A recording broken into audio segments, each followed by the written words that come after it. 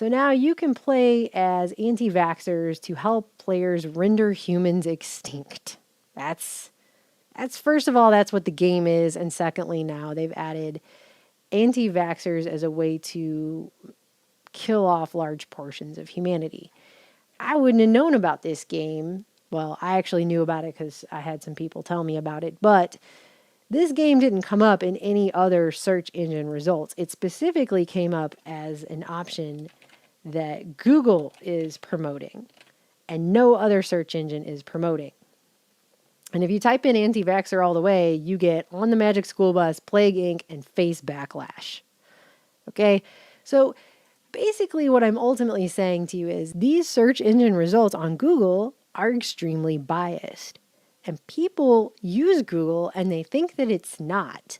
And they think that when they're searching for Google, they're actually being given facts. And it's not. What they're being given is tailored information. Here's one more example, okay? That you just have to see this, all right? I'm going to type in Israel BDS for the boycott, divestment, and sanctions movement. When I type it into DuckDuckGo, I get companies, suspension, movement, boycott, list, news, laws, okay? When I type it into Yahoo, I basically get the same thing.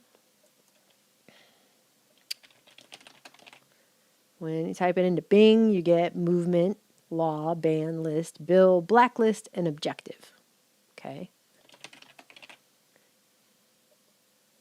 When I type it into Google, I get law, bill, legislation, list, vote, news, boycott, Senate, blacklist. Movement is not one of the options at all. It's not one of the options. And now look what happens when I actually hit enter to search for this term. The very first thing that comes up is an ad for the MaccabeeTaskForce.org, which says, what is the BDS movement? Myths and facts about BDS Israel. What is BDS? Who's behind it? How to combat it on my campus. Join the Maccabee Task Force mission. We're here to help you. Resources to fight BDS. So this is anti the BDS movement.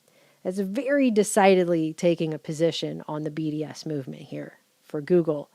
And then you get BDS movement, right? But the first thing you get is this taskforce.org before you even get to that. And when you type in BDS movement, you also get this ad trying to tell you the myths that are exposed and how to go to pro-Israel events and how you can combat the BDS movement on here. And then you get BDS movement down here. And the Wikipedia is like way down here. And it's very obviously biased to one side. If I go to DuckDuckGo and type in Israel BDS, right, I'm going to get the BDS movement. That's going to be the number one search result that's going to come up. It's going to take me to that. It's not going to take me to an ad that's trying to tell me that it's a myth if I want to boycott a specific government. This is very tailored. It's very tailored toward a specific bias. It's obviously biased, but now Google can determine that that's a conspiracy theory and try to pretend like that bias doesn't exist. Do you see what I'm saying? And then we're talking about moving to an era of one-shot answers where they will be given the first top result. I wonder if that's going to be an ad. You know, I think people don't understand that we're living in a time where they are tightening down the reins of information, and these major tech corporations are now positioning themselves as the arbiters of truth, or at least of facts, of what they've determined is a fact. It doesn't matter if it's true or not. It's what they are going to promote and push versus what they aren't, or what's going to get buried, or what's going to get black holed, or what's going to get, what they're going to use algorithms to make it so you can't ever find, even if you try.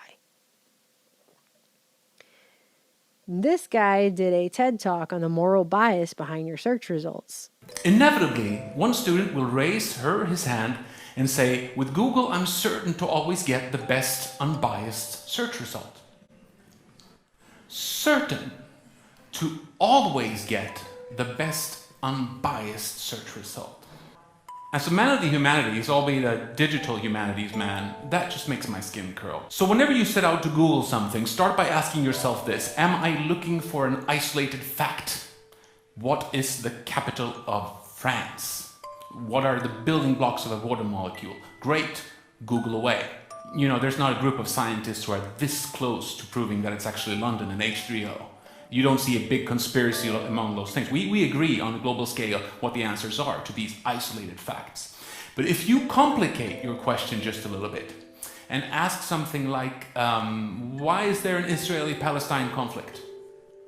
You're not exactly looking for a singular fact anymore. You're looking for knowledge, which is something way more complicated and delicate. And to get to knowledge, you have to bring 10 or 20 or 100 facts to the table and acknowledge them and say, yes, these are all true, but because of who I am, young or old, or black or white, or gay or straight, I will value them differently. And I will say, yes, this is true, but this is more important to me than that. And this is where it becomes interesting, because this is where we become human. This is where we start to argue, to form society, and to really get somewhere. We need to filter all our facts here, through friends and neighbors and parents and children and co-workers and newspapers and magazines, to finally be grounded in real knowledge, which is something that a search engine is a poor help to achieve. And he ends it by saying that behind every algorithm is a set of personal beliefs that no code can ever completely eradicate. And that's the thing that people don't get. When you go to Google and you look for something in the search results, you're not getting a completely unbiased view of what the options are, or you're not even getting the view of what most people search for. It has been changed. Because when I can get basically the same thing on Yahoo and Bing and DuckDuckGo, but then when I go to Google, what I get is different things that are injecting a belief system in there, something else is happening. Because why is it that basically I get the same thing on every other search result, but then when I try it on Google, it's totally different? Do you see what I'm saying? So this is a serious issue that more people need to realize is happening, because people have this idea that this technology is just completely neutral, and it's really not. It's based on somebody's personal beliefs. It's based on the values and the personal beliefs of the organization of Google at the very least. And they definitely have a stance. The people that work for Google definitely lean politically to one particular side. And these are the people who are coding and setting up these algorithms. And they're obviously changing things, because when I can search for the term, one of these basic terms, and I can get a specific thing for all of these other search engines, and it comes up basically the same, for the most part the same, or at least balanced. But then the example of alt-right, I get a very obviously left-leaning documentary that's very, very obviously taking a stance against that group of people and claiming that they're the cause of hate crimes and whatever. That's pushing an ideology now. That is pushing an agenda. That's not just a neutral result. This is just going to be extremely dangerous for the future when you're talking about the control of not just information, but the control over what people are going to find when they do a search, what they're going to learn from that search, and ultimately what they're going to know from that search. So unless they go to a search with their mind already completely made up about something, then there's wiggle room in what they're going to get and how that's going to influence them. And it's time for people to realize that search results influence people's opinions and beliefs about stuff. They've done lots and lots of studies. It has been well established. And they know that people are choosing whatever they get in the top 5 search results because it's all about efficiency and looking for things really fast. So they're not going to the next page and the next page and doing real research when they're doing a search for things. It's about speed and efficiency. So they're going to look at the top few results. They're definitely going to look at the top number 1 result first. So if the very first result you get is a completely biased result that tells you one thing about how everything is, that's going to be the first level of influence. because that's the first thing that everyone who does a search is going to look at. It only makes sense. But the bottom line is these things aren't neutral, and behind every algorithm is always a person with a set of personal beliefs that no code can ever completely eradicate. But that wonderfully seductive idea of the unbiased clean search result is and is likely to remain a myth.